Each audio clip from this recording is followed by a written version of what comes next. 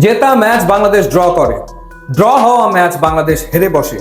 শেষ মুহূর্তে গোল খাওয়াটাকে যেন অভ্যাসে পরিণত করেছে বাংলাদেশ দল, অথচ সুযোগ তৈরি হয়েছিল 5 বছর পর নেপালকে হারানোর। বাংলাদেশ এগিয়ে ছিল 2-1 গোলে, কিন্তু ওই যে শেষ মুহূর্তে ভুল এবং শেষ মুহূর্তের ভুলের খেসারত দিয়ে ম্যাচটা ড্র হয়ে গেল। অথচ এই ম্যাচটা জিতে আত্মবিশ্বাসটা বাড়িয়ে 18 তারিখ ভারতের বিপক্ষে বাংলাদেশ মাঠে নামতে পারতো। হামজা চৌধুরী আর কি করবেন, তার আর কি করার বাকি আছে? তিনি বাইসাইকেল কিকে গোল করলেন, তিনি পানেনকা পেনাল্টিতে গোল করলেন, যেগুলো আসলে কখনো আমরা দেখিনি বাংলাদেশের ফুটবলে। বাইসাইকেল কিকে তিনি যে গোলটা করেছেন এবং যেই গোলে বাংলাদেশ আসলে ম্যাচে সমতা ফিরিয়েছিল, সেটা আমার তো দেখা বাংলাদেশের অন্যতম সেরা গোল। এরপরে একটা পেনাল্টি পেল বাংলাদেশ, সেখানে তিনি পানেনকা পেনাল্টি নিলেন, অদ্ভুত গোল, সেটিও বাংলাদেশ উদযাপন করলো, 2-1 গোলে এগিয়ে গেল এবং মনে হচ্ছিল যে বাংলাদেশ ম্যাচটা জিতে বেরিয়ে আসতে পারবে, কিন্তু না, ভুল শেষমেশ হলোই। এবার যদি ফার্স্ট হাফের কথা বলি, ফার্স্ট হাফে বাংলাদেশ বেশ প্রেসিং ফুটবল খেলার চেষ্টা করেছে। একেবারে বলা যায় যে বল পজিশনে বাংলাদেশ অনেক এগিয়ে ছিল, নেপাল আসলে বাংলাদেশের বক্সে ঢুকতেই পারছিল না।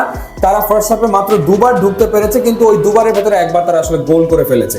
একবার তারা একটা পেনাল্টির অ্যাপিল করেছিল এবং দ্বিতীয়টাতে তারা গোল করেছে। এবং প্রথম যে গোলটা বাংলাদেশ খেলো, সেখানে যথারীতি কিন্তু ভুল ছিল ডিফেন্সের, এবং সেখানে সাদউদ্দিনের নাম আসবেই। সাদউদ্দিন ঠিকভাবে মার্ক করতে পারেনি এবং পরবর্তী সময়ে বলটা ক্লিয়ার করার কথা সোহেল রানা, তিনিও সেটা পারেননি, যার কারণে রোহিত চাঁদ তিনি শট নিয়েছেন এবং মিতুল মার্মা সেটি আসলে ঠেকাতে পারেননি।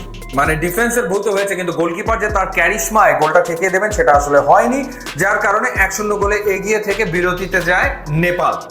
দ্বিতীয় হাফে যেটা হয়েছে যে সমিত সোমকে যখন নামানো হলো, প্রশ্ন আরো একবার আসে যে হাভিয়ার কাবরেরা কেন স্টার্টিং 11-এ সমিত সোমকে রাখেন না, বা এই ম্যাচেও রাখলেন না।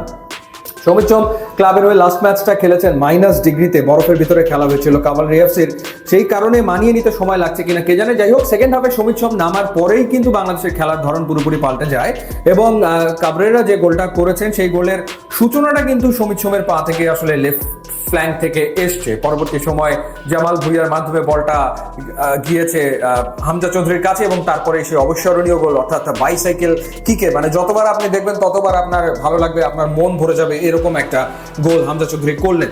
হামজা চৌধুরী এই নিয়ে বাংলাদেশের জার্সিতে 5টা ম্যাচ খেললেন এবং 5 ম্যাচে তিনি গোল করে ফেললেন 4টা। এর আগে তিনি ভুটানের বিপক্ষে একটা গোল করেছিলেন, সেটা কর্নার থেকে হেডারের মাধ্যমে। এরপরে তিনি হংকংয়ের বিপক্ষে ফ্রি কিকের মাধ্যমে গোল করেছেন, অর্থাৎ সেই গোলটাও দেখার মতো ছিল। সো হামজা চৌধুরী গোল করছেন, 5 ম্যাচে 4 গোল তিনি করে ফেলছেন, যেটা আসলে তার তো কাজ না। মানে ক্লাব ফুটবলে তো তিনি ওই পজিশনে খেলেন না, তিনি ডিফেন্সিভ মিডে খেলেন বা রাইট ব্যাকে খেলেন, তো সেই জায়গাটাতে বা লেফট ব্যাকে খেলেন, তো সেই জায়গাটাতে তিনি আসলে ওপরে উঠে আসছেন দলের প্রয়োজনে, কারণ কেউ গোল করতে তো পারছে না।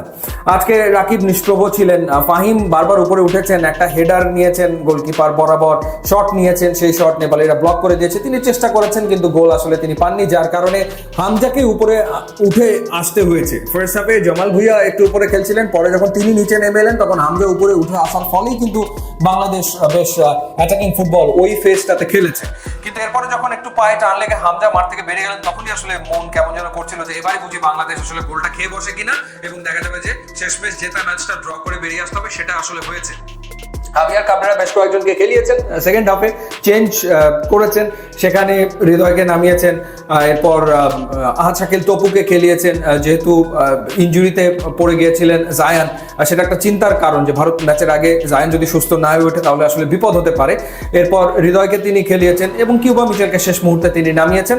কিন্তু শুরু থেকে আসলে সমিত সোম তাকে কিন্তু বাংলাদেশ দল মিস করেছে, কারণ বাংলাদেশ বল পজিশনে ফার্স্ট হাফে এগিয়ে থাকলেও ওই ক্রিয়েটিভিটি জায়গাটাতে কিন্তু ঘাটতি ছিল, যেই কারণে গোল করার অপরচুনিটি ফার্স্ট হাফে বাংলাদেশ তৈরি করতে পারেনি। তো যাই হোক, নেপালের সাথে বাংলাদেশ সবশেষ যে 6টা ম্যাচ খেললো, সেই 6টা ম্যাচের যে 7টা ম্যাচ খেললো, সেই 7 ম্যাচের ভেতরে 5টা ড্র, 2টা বাংলাদেশ হেরেছে। অর্থাৎ নেপালের বিপক্ষে বাংলাদেশ কিন্তু জয় বের করে আনতে পারছে না এবং 5 বছর কিন্তু হয়ে গেছে, যেটা ডেফিনেটলি চিন্তার কারণ। তারপরে দেখা যাক ভারতের বিপক্ষে বাংলাদেশ কেমন করে।